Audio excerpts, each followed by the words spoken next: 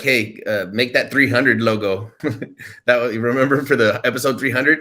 Yep. Now 400, dude. Wow, it seems like it hit pretty quick. It was actually slower than the last 100. We kind of took like a month and a half break for like a road trip. Mm-hmm. And then we took a hiatus for a little bit, but still 400 in like under 2 years.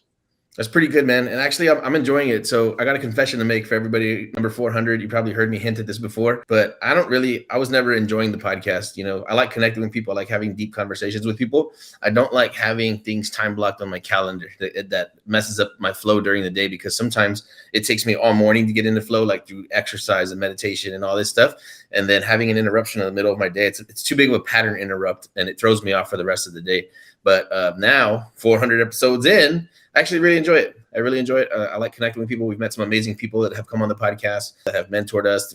Some people we've met on Twitter, Facebook, Clubhouse, and now they're really good friends of ours. It's been a really cool, fun ride, man. I really have enjoyed it. It was way more than I could have expected. But yeah, when I remember, this was all your idea. And I think this is one of the best things that I've ever enjoyed in business in my life, is the podcast. I needed to do it, but it was one of those things where like I really fell in love after I did it, and glad I did it. So it was like no regrets after it. I think it's made me a better speaker, negotiator, teacher, all the above, just because I feel like it takes not necessarily skill, but maybe patience to hear your own voice for 30 to 45 minutes straight.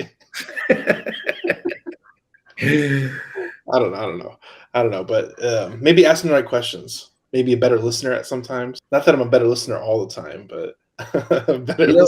Hey, I didn't have really good listening skills, man, honestly, before the podcast. And because like so the other person saying, and you're anticipating what you're about to say next. So you're kind of not listening to the person, and you'll hear some interviewers do it. So a skill that I learned in all these episodes is I can be listening to somebody, actively listening, still thinking about what I might say and kind of not even caring about that or thinking about it. And then let them finish their sentence. I can engage with what they just said again and take that just one step further. And then you can back it up. Hey, 6 minutes ago or so, you said, can we just touch on that real quick before we move on?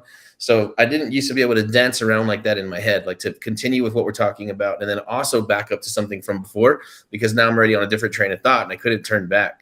But literally, like, there's different pathways in my head now that have allowed me to do that. And it was specifically from the podcast, because nothing else would have made that big of a change. So pretty cool. Us with ADD have a struggle. No, it really is funny though, because like I would like the speakers talking, I would have the question, and then like when I first started, I would totally forget the question because he'd go to the whole new subject, and I'm like, oh yeah, let me ask this question too. And I'm totally forget. It's just like get hairbrained, and you're like, I wanted to ask you about this, but yeah, and then you're thinking forward. So that's something cool that I learned, something that I've noticed. I've noticed you grow as a person. I've seen you grow from like kind of like maybe a shy kid. And then now all this time later, I'm hearing you on some podcasts, or we're just like on a call, like a networking call, coaching call. And I'm like, man, this guy really knows his stuff. So I've also seen you evolve over the years, and it's been a big transition for you. And so I applaud you for that, man. Yeah. And like I said, you've heard me say it 100 times on the podcast or on the Clubhouse. Like, I never have to check on Daniel, man. He's a workaholic. If you wonder what he's doing in his life, like, he's putting in work when you're not, like 10 times more too, building systems and processes. So it's been a pleasure to work with you, man. You're a freaking animal. I don't know who else would have took on this, heavy cup with me. So I'm just glad you did, man. Thank you. This show is sponsored by HiveMind CRM. It is more than just a CRM. It is a real estate and business mastermind that comes with an all-in-one CRM. You can have unlimited websites and users. You can call, text, RVM, and email all in one user interface. And you can set up custom automations for any type and multiple businesses. 65% of companies start using a CRM system within the first 5 years of business. Once implemented, the HiveMind will save you on marketing, give you more time, and make more money. One of our users had his first $100,000 month using our system in June. We want to see you automate and accelerate your business. Text us at 210-972-1842 for future meetings, and of course to get our $1 course on how to make more than 6 figures on one land deal. You can schedule your free demo today at HiveMindCRM.io. Something that I think is crazy about like people that have big brands or even developing brands is like all the effort that goes in the background that no one ever sees. as much as you're in the front negotiating contracts, like there's a bunch of stuff in the background. I texted you yesterday, like, oh, we got podcast reviews, and like we got to ask for more podcast reviews. So I asked for more podcast reviews, and we got more podcast reviews. So if you like this episode, please go leave us a podcast review. See, we got to actively ask for it. If you don't ask for it, you don't get them. Yeah, dude, I love the way that you can never turn it off. And I suffer from the same illness myself. Like I'm here doing things, working on the yard or something, like, oh, I need to go write this down. Oh, I need to go knock this out. I need to make this phone call. So that's what I'm saying. So like once I'm in my zone of like knocking things out, nothing should be able to take me away from that, because once you do, it's like, damn, I might not be able to get back into that same zone. So when you had texted me earlier and you said, hey, can you shoot the episode 400 tonight? I'm like, you know what? Yeah, because I felt it in my blood. I felt like I'm in the zone right now. I know if I go lay down, I'm not gonna be able to sleep. I think it's after midnight right now. Yeah, it's after midnight in Texas, and I feel like I'm supercharged, man. I couldn't be able to sleep right now. What's funny is that I'll have like new editions of, oh, I need to build this campaign or edit this campaign because of this results, and I'll have at the weirdest time, like I have to go do this right now because if I don't do it now, I'll forget. Exactly, dude. Yeah. I make a list. I'll write it on the bathroom mirror with a dry erase marker. Drives my wife crazy, but that's where like if I have 5 or 10 super important things, that's where I just write it. And as I knock them out, I just cross them off. And now, okay, these 3, I got to knock these. Oh, dang, I got this one. Usually what I got to do, I have to get to it where I can see it or else I'll forget about it. What's fun with having a team, though, is this is a funny story from, I think earlier, it was like last Friday or something. And I was doing something and I did it myself, which I try not to do, but I still do it. So I messed up like almost 200 contacts and I changed their name. And I'm like, hey, Gene, can you fix this? And he's like, we can't fix it automatically. All right, well, I guess somebody got to manually fix my problem because I made a big problem. Oh no. So still you still mess up, but luckily you have a team in place to kind of help you out with certain things whenever you need to get stuff done. That's so cool, man.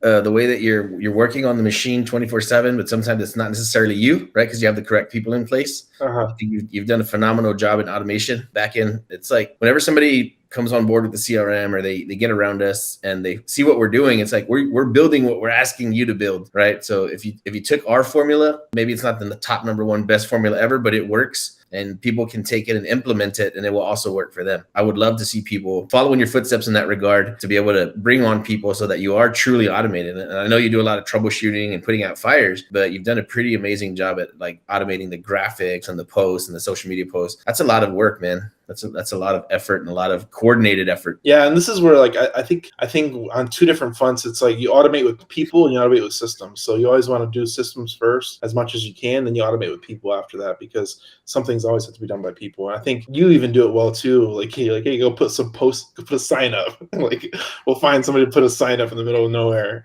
Mm-hmm.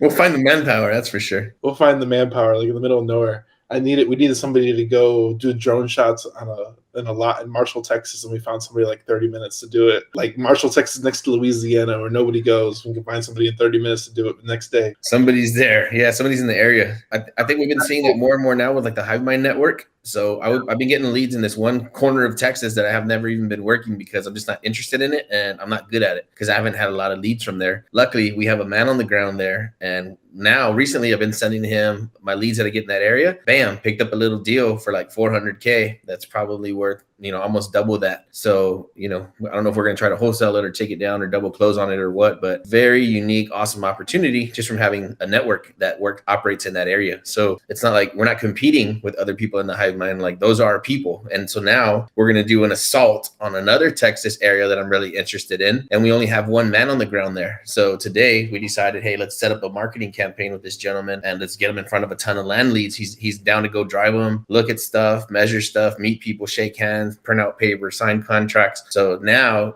what was a HiveMind designed to be in the first place, right? A network of individuals operating like in sync. So now we're in this new market that we have never been in before. But now that we have a man established there, now we can penetrate into that market. How wide is it going to go? I don't know, but I really like this area and I'm going to go really hard in it now. But we wouldn't be able to do that. I mean, you could still do the virtual thing, but I think nothing beats having a trusted man on the ground, especially if they're willing to put in their time, energy, capital, all that stuff. And this guy knows nothing, right? And he's ready to run our main campaign for that whole entire area. I mean, that's the HiveMind right there in effect. Like it's live, like that's how it behaves. It's really cool having a boots on the ground because then you can have a contact, walk to sell it through a contract. And what brings us to mind is Florida. We had a deal in Loxahatchee, Florida. Never even been in that part of California. And DeAndre's like 30 minutes away. He's like, I'll go sign the contract with him. And he's answering questions with the seller. seller, doing all this man, stuff. Dre, man, Dre's a day one. Yeah, man, that guy's killing it. Everything he touches turns to gold. So it's really cool to have like people you trust on the ground everywhere. Is priceless, pretty much. I feel it feels pretty amazing. No, it's cool, man. You know, we talk about this all the time. The way we talk about like the same way you might build a machine, right? Like let's say Elon Musk builds machinery, right? He builds the factory that builds the machinery that connects to the software. I think a HiveMind, that the machine that we're building is very similar, right? But there's no physical location for it, right? It's kind of built in cyberspace. The machine is cranking out leads. The machine is bringing in publicity. It's bringing in reviews. It's a pretty well-oiled machine, man. I think we built something amazing. Yeah. Branding. I met with somebody today, and I told them about the power of branding. And like people, I made a joke on Twitter with somebody else today too. They're like, "Oh, I do a bunch of mailers, and I get these results." And I'm like, "Hey, you should try spending $0. It's pretty nice." Like, how so? How so? And then I posted the tweet underneath as you ask daily. You ask daily. Yeah, no, I like it, man. Think about it. Think about what we've accomplished, right? The HiveMind was designed to be a lead engine, like a deal engine, a deal machine. Day one, right? I spent like 25, 30,000 or so. And now, 400 podcast episode in, 5 years later, our marketing cost is like positive cash now. Now our marketing expenses, it doesn't come out of our own pocket. Now we're like cash flow positive from our marketing efforts, which means our leads are not only free, our leads are also paying us as they come in now. So this is the type of machine that we're talking about, that we've been talking about for 400 episodes, that we would like to see you duplicate and create. And you don't have to do the exact same strategy, but it's like, why fix what's already working, right? You crank the leads out. We have a bunch of cool different disposition strategies. You train a team, you get those teams fired up, you get them as smart as possible, and then you dump the lead flow on them. And now you take a brand new person, and now you get them into deals. So I think it's a perfect business model. It behaves like a multi-level marketing model, right? Multi-level marketing, you got to distribute a product. But with this, like, we're distributing information, right? We're distributing our knowledge amongst the people. Some of them adapt it and they get in with us, they lock arms with us, and we do deals. And then some people kind of goes over their head and they just wander off. And the next thing you know, they're selling life insurance. That was a shot at somebody. Oh, was it? I don't know. Oh, okay. I'm like, oh, dang, somebody fell off and went and sold life insurance. No, I just see it on Facebook, everybody's like a wholesaler, then the wholesaling business crashes. Now everybody's like chasing hell roofs, so now everybody's a roofer, like just trying to like stay relevant, you know what I'm saying? Trying to be an influencer on Friday. So I feel like when they go to real estate, they always go to insurance, or they always go to life insurance or roofing, like you said.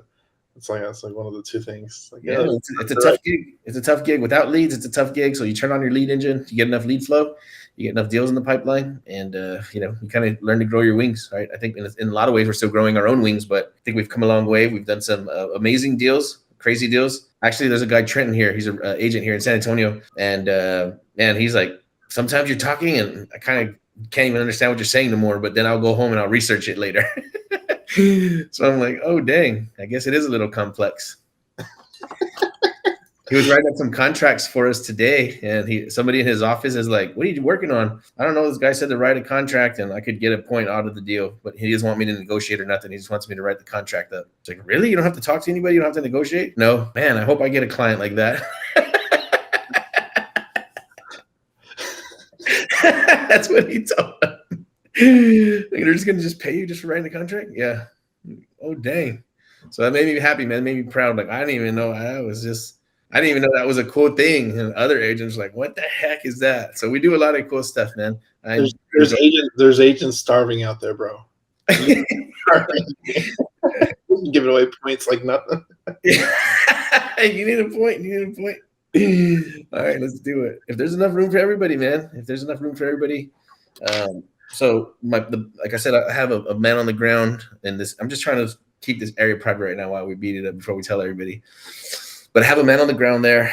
I got a lead. I put up the earnest money, the EMD. We do Gator funding now, so we have a lot of capital that we can deploy into deals. So if you do need help with a deal, this is short-term stuff. There's no flips. There's no long-term. This is like 24 hours to 30 days tops. Gator funding. We have a ton of funds, and I'm not saying that's ours, not capping. We have a pretty big network. We've been doing a lot of fundraising, right? We're looking at raising for one project increments of $1 million. So, we're starting to, venture out a little bit, but for where we are now, like I said, we're just trying to put one foot in front of the other and keep growing. Yeah, it's pretty interesting. Pretty interesting days these days. Yeah. I So feel like our team's grown exponentially overnight. yeah. From like last year to this year has been pretty crazy. It feels like. No, it's good, man. Like I said, we I think we delivered on our promise. We said, hey, if you're in this area and you're the number one man there, let's work. So, like I said, this gentleman, we gave him a free lead, $400,000 lead. He sells it. He takes half of whatever I take. So not too bad of a introduction for somebody to say, here's $1 million deal. Just call me when he gets paid. And like, that's what we talked about for all these years. That's what we designed. It's like the people that are contributing to the machine, they're the ones when something comes in your area, that's all you. And maybe it's only one deal for the year, but maybe it's $100,000 or two. Jasmine's had our back already now for a year and a half, and she's about to get a big pop, right? She might get herself a little 50-pounder for doing nothing except bringing the lead. So it pays to stay connected to the machine, man. I'm pretty proud of what we're building. Like I don't think anybody maybe in her whole family has never seen that kind of bread on a single check. Ooh. Yeah. Good. It's gonna be good. It's gonna be fun. Definitely a lot of opportunity in front of us.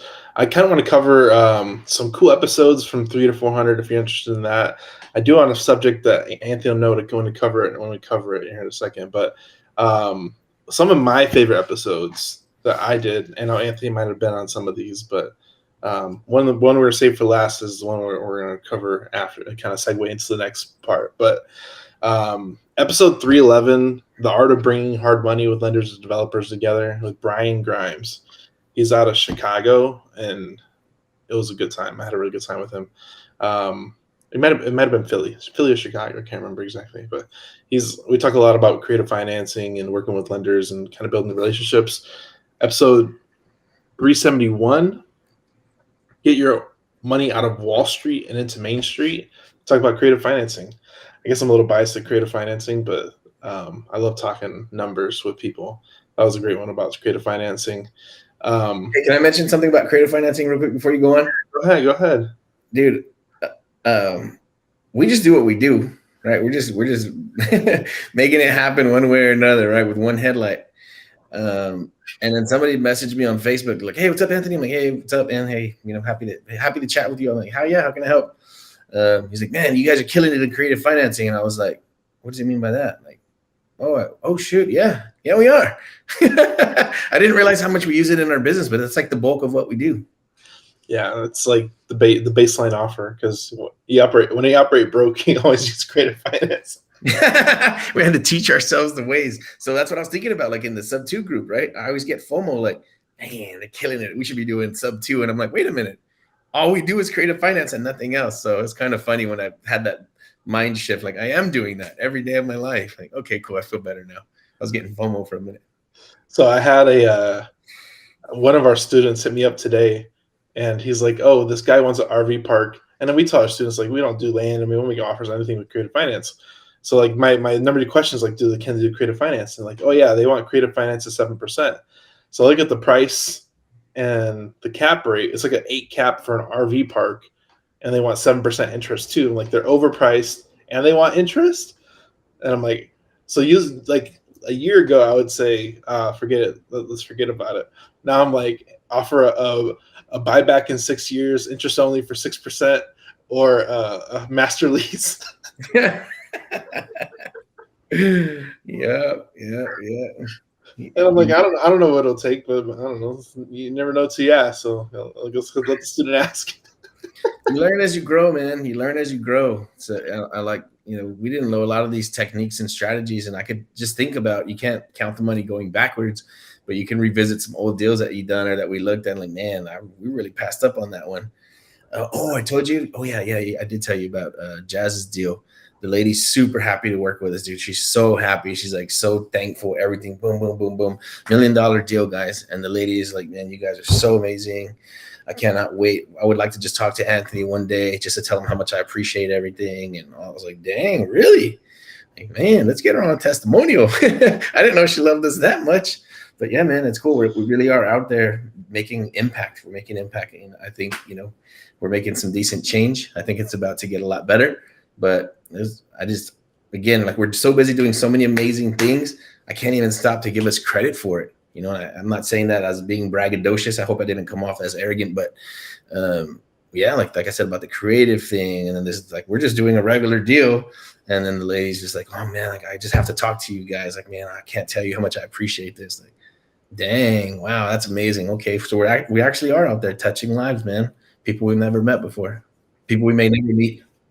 Yeah, our Florida seller said the same thing. Remember, I sent you a screenshot. She says we saved her from foreclosure. That's a good feeling, man. That's a good feeling. She's just happy to work with us. So it was a good feeling, and we definitely helped. I think we do good things. We always do good things. We always try and do right by everybody. Hey, I'm just trying to stay high. I'm always chasing the high. Like, you know, it feels good to help somebody, man, and you feel like really happy, really proud of yourself. Like when I got that old man's truck unstuck in the Texas desert, I was dying out there, man, and I got him out.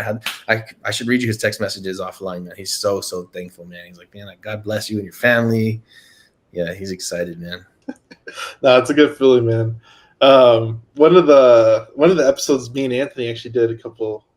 It's coming out. I mean, it should be.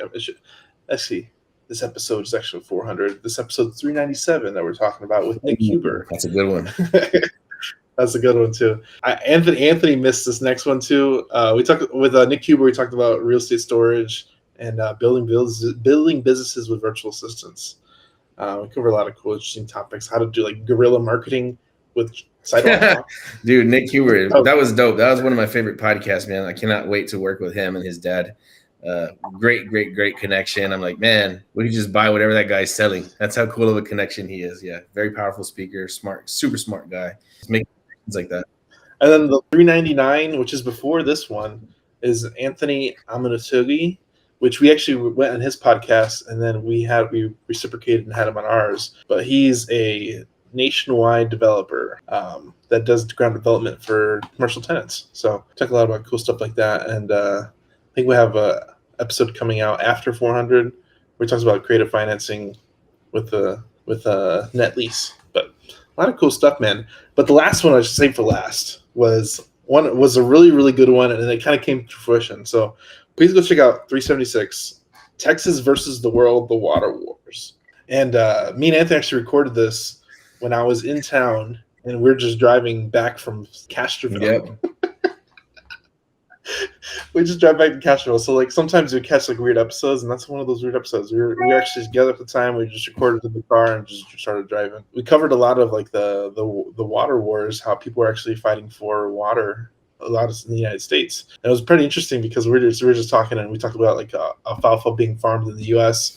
and sent to the Middle East because alfalfa is really expensive over there to produce because it needs a lot of water. But check this out. We had a deal literally come in last week where it's being delayed 30 days because somebody's buying the water company. So yeah, if you have not seen the Water Wars episode, stop this right now. Stop this whole entire podcast and go watch that one.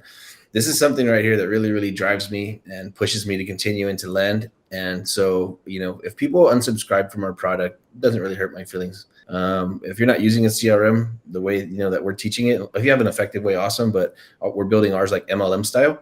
So if you don't have a CRM at all, I think you're making a huge mistake. You can get a free one, just not a sheet of notebook paper, and please don't be doing spreadsheets.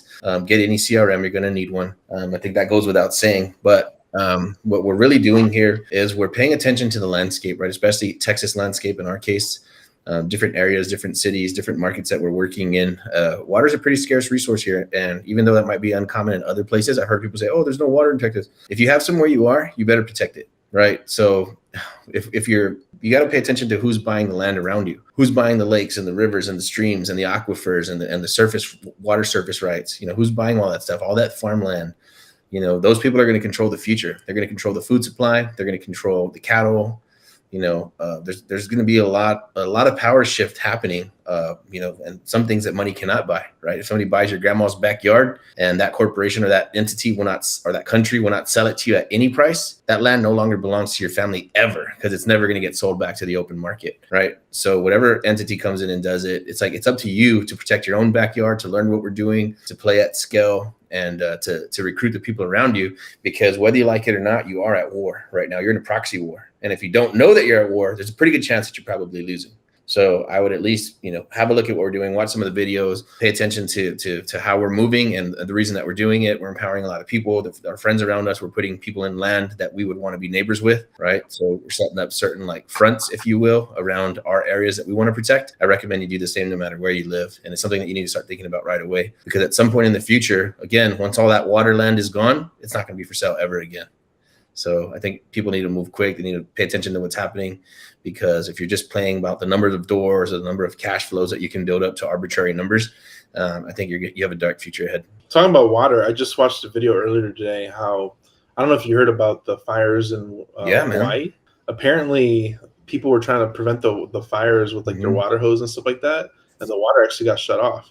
Either shut off or it ran out, where they could the fire hydrants ran out of water, so even the fire trucks couldn't fill up their fire trucks to help support all the people in Hawaii. So it's an interesting subject with the water that a lot of people might not think it's a main resource, but it's a major resource that Imagine like right now, like you can be trying to do a development in a certain side of town, say, hey, I'm going to put 100 houses over here, bunch of nice families. Nope, no water over there. Can't do it at all. So that tells me that if it's that scarce, again, you need to start buying up those resources in your backyard, partnering with people, locking the stuff up, making it unavailable to the rest of the marketplace as quickly as possible, because we don't know how long the land's going to be for sale. You can buy it today, you can buy it tomorrow, maybe a year from now, 2 years from now, but sooner or later, these big corporations, these black rocks, they're going to come in and they're just going to swoop up all of the farmland and then different areas and all the water land. And what are you going to do about it? Where are you going to grow your alfalfa now? How are you going to grow hay for your horses?